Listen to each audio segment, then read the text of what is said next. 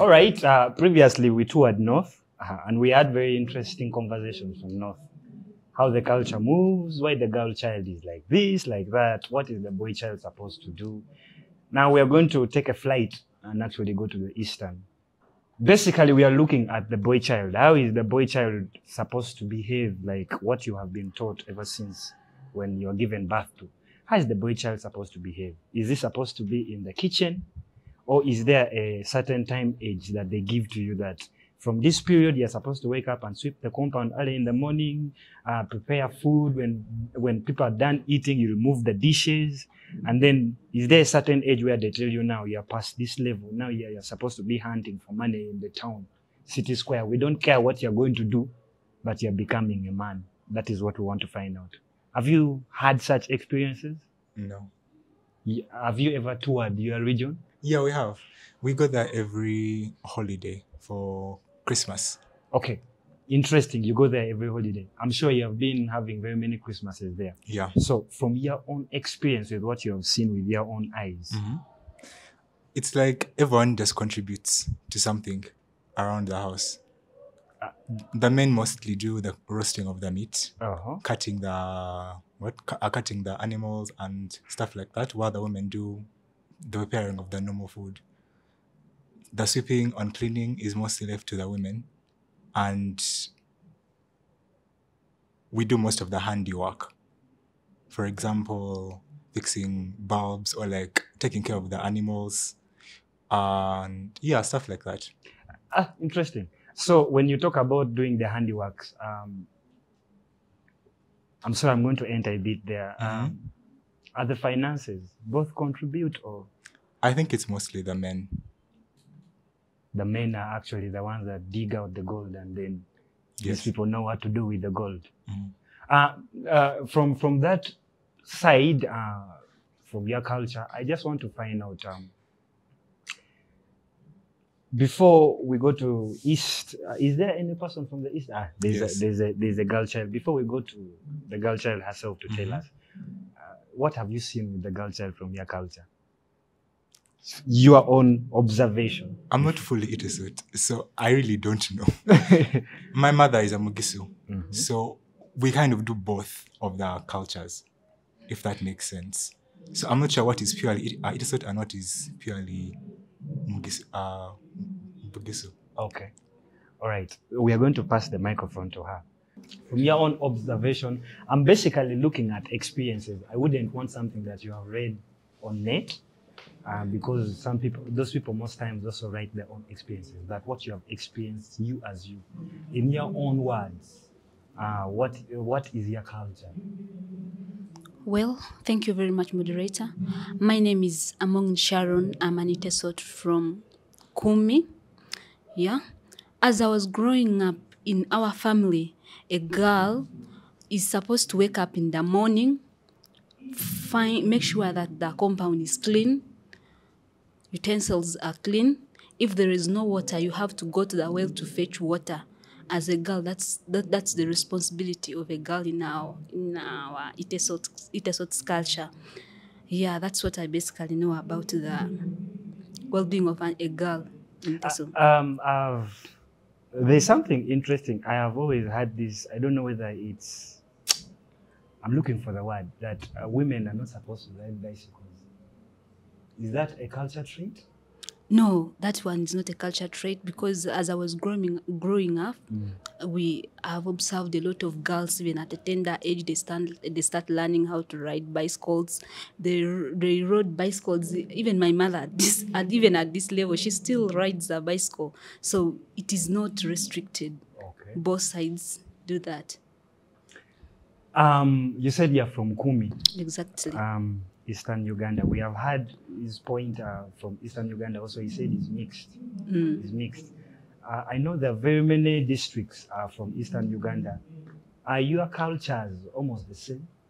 Yeah, thank you very much. Yeah, Teso is made up of about 7 districts, and we have more or less the same thing. There is nothing different. We do the same things.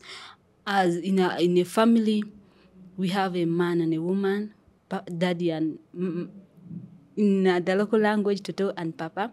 And then we also, as a man in a family, he's the head of the family. He's the overall viewer. He's the one supposed to see it is this and this, and then he comes back to tell the lady. And so it is what is happening in all the districts of the region. Growing up as a boy child, you're supposed to make sure that if there are animals in our family, you're supposed to go and graze them. Girls don't do that. I didn't say that, sorry. Girls don't do that. Boys are the ones who go and graze the animals. Yeah. How about issues to do with garden? Garden is overall. Every one of us do that. Oh, okay. So, since we're talking about culture, I want to ask you, maybe you have ever experienced this, I don't know. With the way you know your culture, have you found ease to mix easily with other cultures? Yeah. Basically, as Itesots, we are social, and so we can interact with other cultures. Though we may not be able to adopt their ways because they are literally different. So we just socialize, as in talking, what we also do ask them, what do you people do? What if there is something related? Let's say North and Easterners, we have some local brew that is basically from Itesots. Every Etesot family has someone at least who knows how to make ajono. Ajono. So I think maybe it's also, I don't know if it is happening in the North, but I have met some of... It is called what? Yeah, I've met some of my friends from the North. I usually do ask them, you guys have these kind of things in your cultures too? So they used to tell me, yeah, we do. So I don't know, but it's basically from the from the Itesot. So maybe those people copied. So we can relate with people. Yeah. Oh. Where does Obushera come from?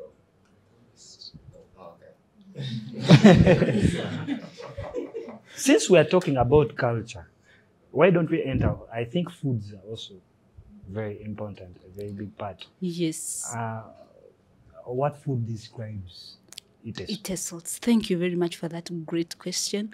As an Itesot, what we know that our most staple food is kalo atapa. Atapa. Yes, that's what we eat, and it's made up of cassava, and we mix it with sorghum, some small sorghum. That is the composition that makes up atapa.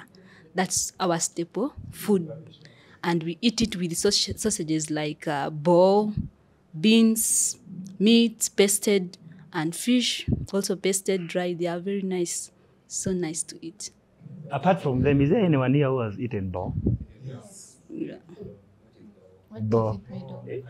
It is a greens and OD.